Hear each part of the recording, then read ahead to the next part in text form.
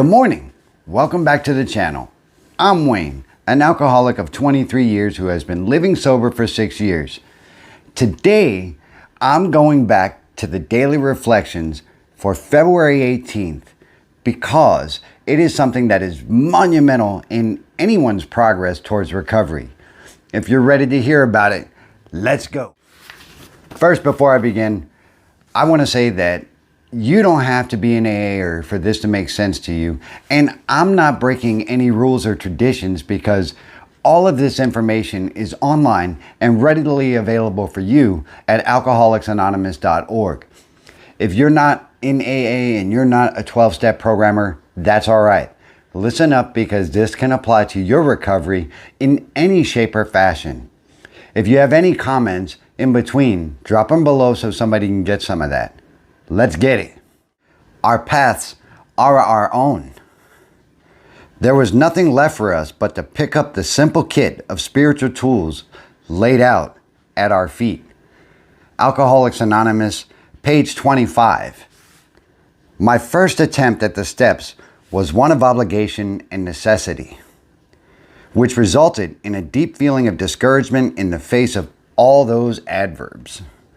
Courageously, completely, humbly, directly, and only.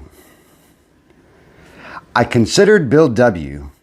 fortunate to have gone through such a major, even sensational, spiritual experience.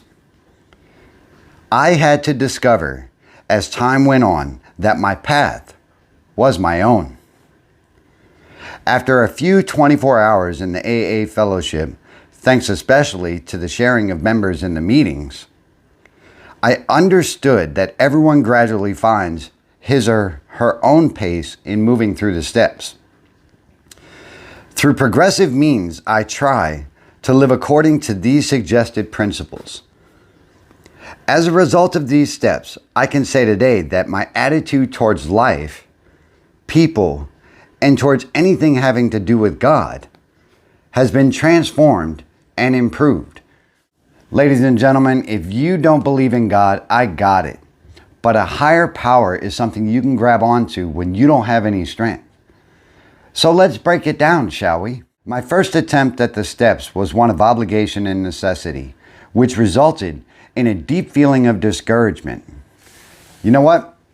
When I first went to Alcoholics Anonymous, and a lot of you know this, I didn't want to go at all. My wife made me go. Matter of fact, she made it an ultimatum. And if I didn't go, she was going to divorce me and everything was going to be lost. So what did I do? I dragged my happy butt into a meeting. I sat there. I listened. And I quickly dismissed because I wasn't quite ready to take the steps that were necessary in order for me to get better. I was just doing it to satisfy her. And a lot of you know exactly what I'm talking about. And if you do, again, drop that comment below so someone can get some of that. Nobody really gets it. Nobody gets it at first, right? So there's a lot of things that are written in the book of Alcoholics Anonymous and in 12-step programs in general that kind of are put-offs because we're so used to running away and just surviving that these don't make any sense. Completely, humbly, directly, and only. Only. What do you mean, only? Is there only one way? No, of course not. There are multiple ways in order for someone to get sober. However, a life of recovery all goes through the same means to get there. It's just a matter of how you get there and at the pace of which you do it.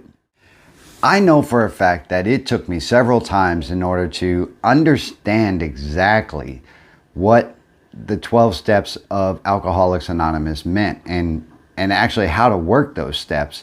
For each person, believe it or not, we all go through the same progression. It's, again, just a matter of how we do it and at the pace of which we do it. And that's a double statement, but it kind of makes sense in this. I had to discover as time went on that my path was my own.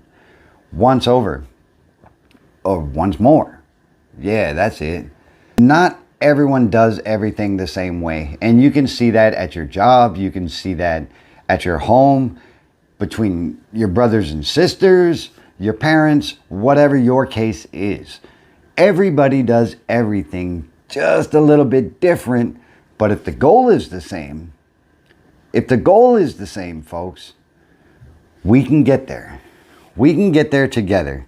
Try to live according to these suggested steps. As a result of these steps, I can say today that my attitude towards life, people, and towards anything to do with God has been transformed and improved. My attitude towards people has changed dramatically. In my drinking history, I didn't want anything to do with anybody unless they were going to get me to my next drunk. And I didn't want anything to do with anybody if they needed something from me. That's not quite how my alcoholic brain worked. My alcoholic brain was to satisfy me and me only. But as I progressed through these steps and as I developed in my recovery, my attitude towards helping people became different. My patience and tolerance improved. My willingness to listen to someone else tell their experience, strength, and hope broadened, and I was able to grasp some of what they were putting out. And perhaps you can get some of what I'm putting out, and maybe it'll make sense for you. Towards anything to have to do with God, right? That's a tough one for people to swallow, because not everybody has a faith and not everybody is a spiritual body. I can say that, regardless if you're atheist or if you're a Buddhist, if you are Jewish, if you're Christian, Islamic, whatever, there is a belief in something greater than yourself, regardless of what you think your religion is. And if you don't believe me, think about when you were at your most critical moment in life and that second that your brain said, I can't do this alone. I need a little help. Think about it. Anyway, that's today's daily reflection, and I wanted to share that with you in a quick little snippet, and hopefully you got something from it. Guys, I love you, and I want to see everybody thrive in life, and I want to see you guys make it to recovery, because not everybody does. As a matter of fact, someone that I know has just lost a very close family member to alcoholism, and someone else that I know is actually, their body is breaking down and it's not going to be able to handle the alcohol much longer. But alcoholism has a grasp telling that person they have to drink in order to survive. If you need medical detox, call a doctor. You can get through this and you can do it, and you don't have to do it alone. I guarantee you there's someone else that has gone through what you have. Life is a garden, folks. Dig it. And guess what? I got another one coming up for you very shortly. Have a good day.